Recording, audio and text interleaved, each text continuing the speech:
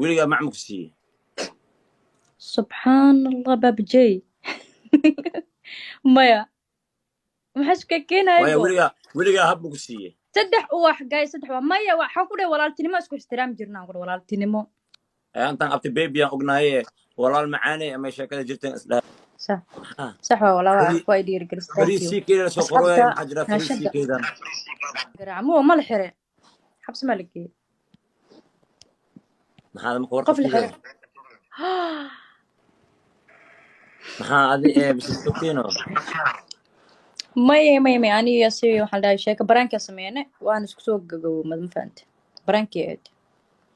nikaaxa kugu dhacayna aw nikaaxi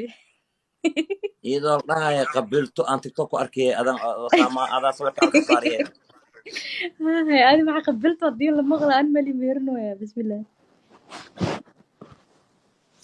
maya aniga hadii la guursanaa guurka dadka dhan ogaanaya dadka dhan hadii la guursado markaas nimanka dhan macnaha waa jeesanaya moogta guurka marka ugu horeysa waa la naadiyaa ma fahante si fiican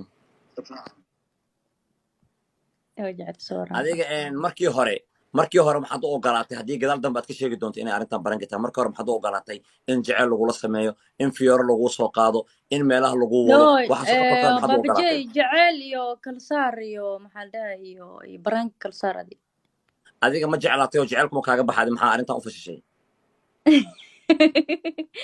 babajey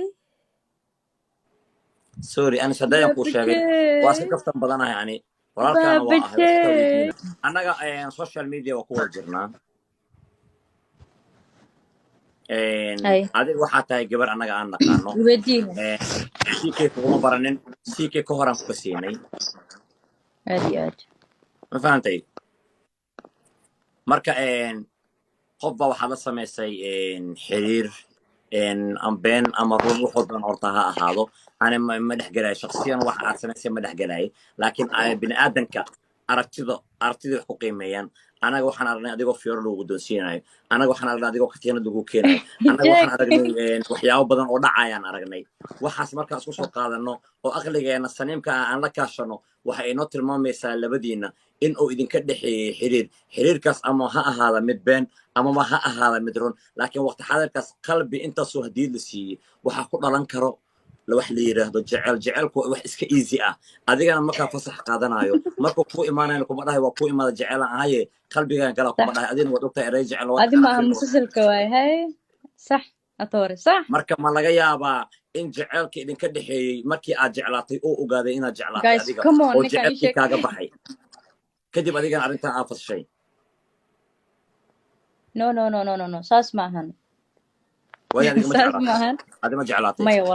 wallahi oo billahi oo tallahi ilaah birnimada iguma gaarsiiy jecel waxa la dhahaa yani ana sanaga ma dhexeyn walaaltinimo ilig social media waxaan u arkayseen dad jecel laakiin caadi wallahi walaalkeyga walaashay la isdheen waa ixtiraamayna bas wax kale macnaa oo dheeraad ma jirin weligaa macma ku siiyey subxaan allah babajey maya maxaas kaakeen haayo weligaa habba ku siiyey saddex uwax gaay saddex waa maya waxaan ku dhahay walaaltinimo isku ixtiraam jirnaan ku dhahay walaaltinimo gaay saddex uwax walaasheeda iga yareed walaalkey bis la isku ixtiraam jiro wax kale ma isku ixtiraam jiro intaan abti beebiyaan ognahaye walaal macaaney ama sheekada jirteen isdhahay guys hal wax bisa dhiman hal wax baabijey war nugu dilo wareysigiisna xanuun waayo